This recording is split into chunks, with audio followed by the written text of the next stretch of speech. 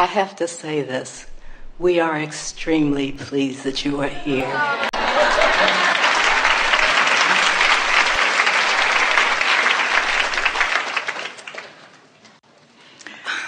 We're glad you're glad. I would appreciate clarification on this inner being business. Until last week, I thought I understood it.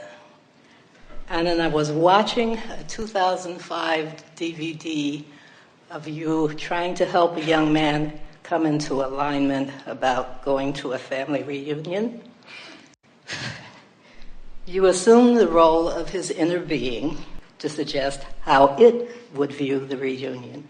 And you said, speaking from the standpoint of your inner being, I am, and we're speaking singularly, even though your inner being is a collective consciousness with many others, a whole host of energy that's accompanying you when you're tuned in, tapped in, turned on, and I said, say what?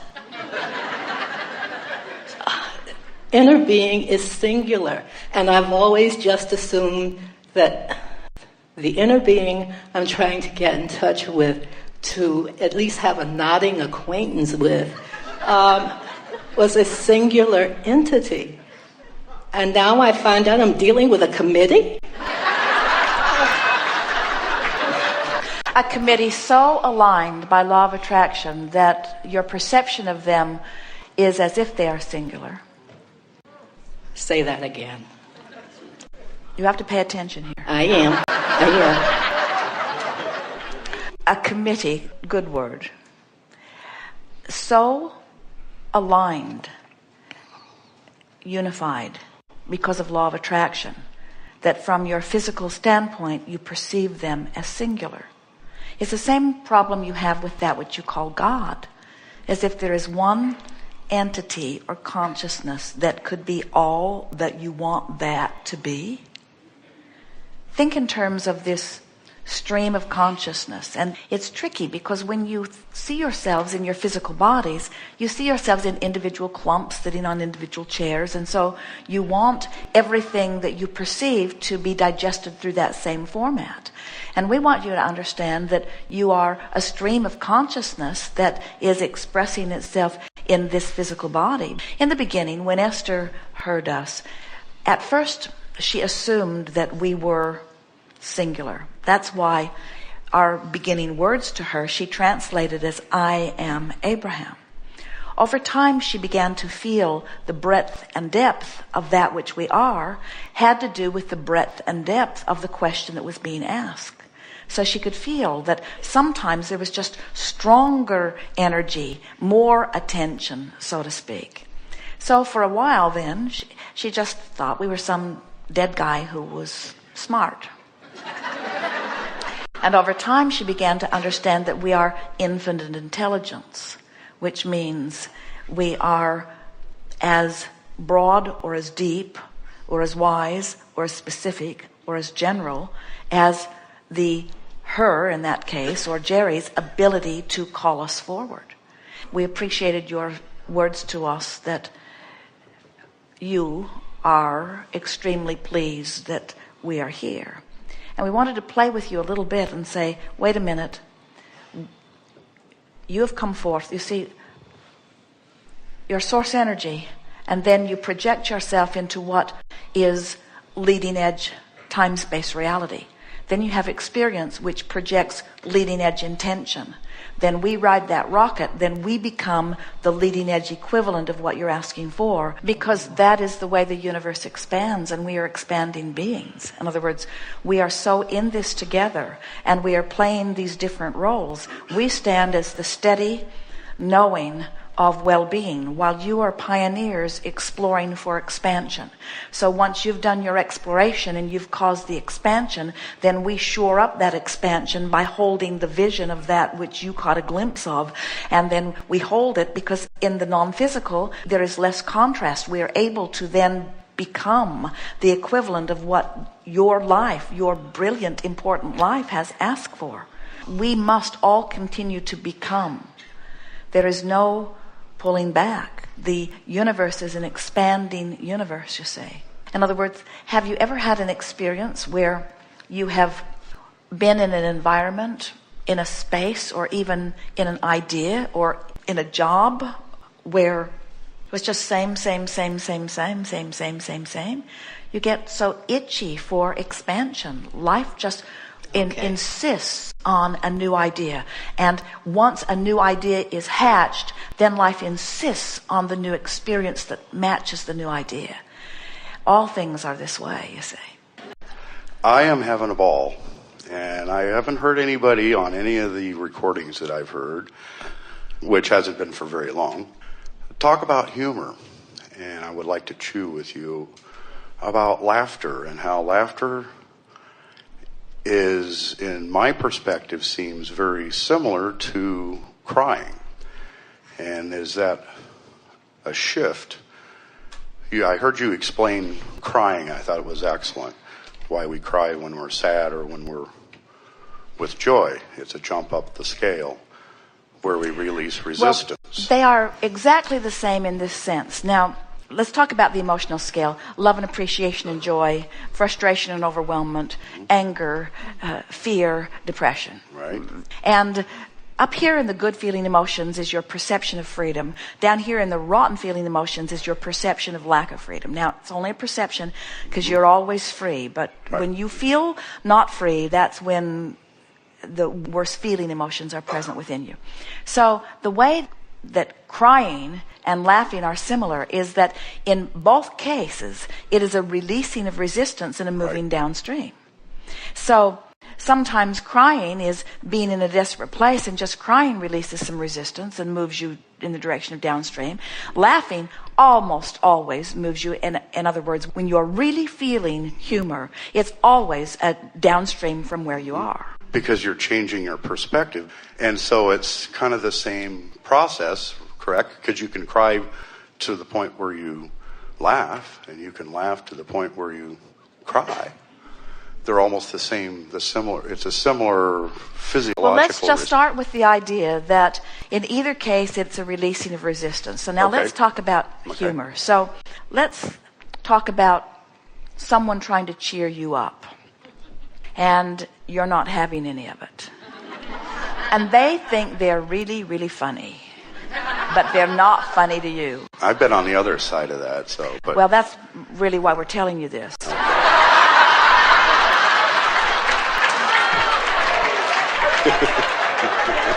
See, now you got me going. Now that's funny. Because if you're not in the vibrational vicinity... Oh, Jerry and Esther have been laughing about this a lot.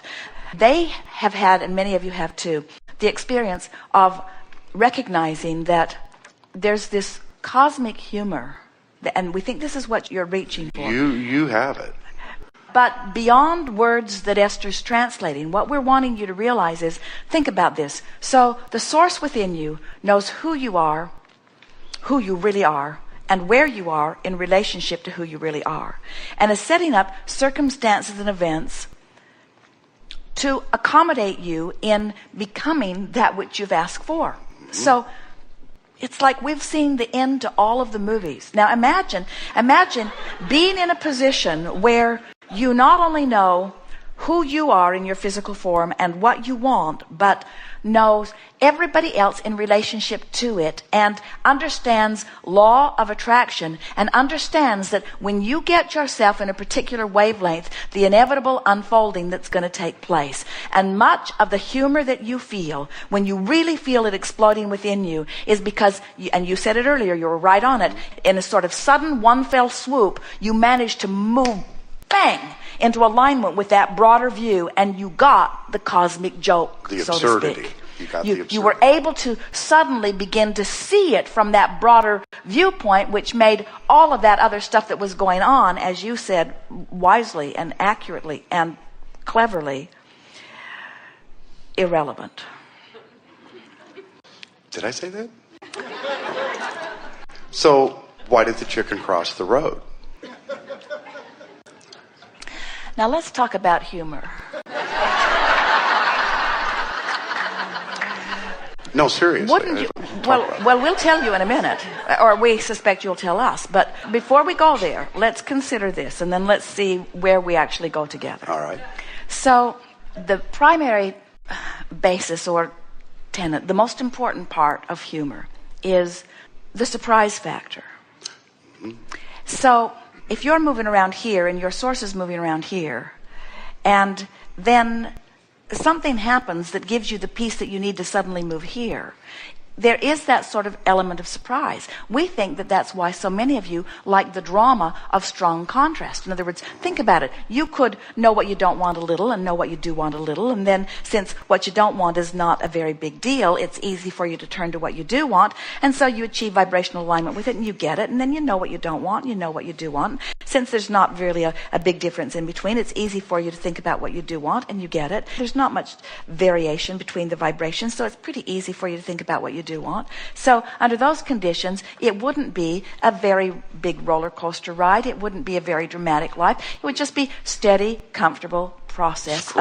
It would be a constant, steady unfolding. But when you really know what you don't want, so you really know what you do want, but you're really nowhere the vicinity of what you do want, and so now you're working your way up the emotional scale. When this comes into alignment, there's a bigger impact. And frankly, we think you all like the drama of it. We think you like the feeling of, I am the creator of my reality, more than, yeah, I create my reality. You like that sensation of that. And so in this process of humor is that element of surprise. That is the most important factor. Jerry and Esther bought a new car last month, and they have XM radio in it that they have not been listening to before. And there's a comedy channel, and there's a lot of really old, not funny comics on that channel. And Esther's listening to it, and she says, I want to laugh, but there's no element of surprise because it's not leading edge anymore. The concepts aren't leading edge. The ideas aren't leading edge. Most of them she's heard a long, long time ago. They're just not funny to her anymore. That feeling of humor is like that feeling of alignment. And for it to really fly, you got to be out there in that new frontier, experiencing that new territory. That's why you want expansion. That's where the life is. That's where the sensation and zest of life is, you see. We really want to amplify that it matters not at all where you put your boat in the stream. You are where you are, and the stream's moving. And we would say there's as much benefit in the release of crying as there is in the other. In other words, we want you to no longer compare in a sort of standard way that it's so much better to feel these emotions than these emotions. We want you to say, it's good that I feel emotions and that I know what they mean, and I'm always reaching for the emotion of relief. That's what you're reaching for. The emotion of relief, because that means I'm moving in the direction of. It's nice when those manifestations begin to come, but just moving in the direction of them is nice too. And when you really think about it, you're always going to be moving in the direction of things that are to come, because you never stop launching more creations. The whole reason for existence is for the joy of life, not for the manifestation of things. You're not on this journey to get it done. There aren't things that have been assigned to you that you need to get done and that you will be disappointed if you don't get done. The whole thing exists for the pleasure of creation while you're within it. And that's why it is humorous to us, and don't take it the wrong way. It is humorous to us that you are killing one another as you argue over whose way of life is the right way, when there is not one right way of life. There's just life, and you all get to choose the way. No one else can threaten your way of life. You're worried about the terrorists, and you're worried about bombs, and you're worried about anthrax, and you're worried about things asserting themselves into your experience. And meanwhile, as you stew about all of those things, you give yourself warts on your eyes, and you give yourselves diseases. In other words, you are the ones that are destroying your experience by worrying about what everybody else is doing, over which you have no control and have no business having your nose in their business, you see. If you tend to your vibration, you'll not only begin to live this zest-filled life, this humor-filled life, but when you start dancing with the cosmic angels, when you tap in, when you are close enough to vibrational alignment with that energy that creates worlds, the circumstances and events that will be arranged for you will knock your socks off. So the chicken crosses the road because there's always more to see. And he's been over here.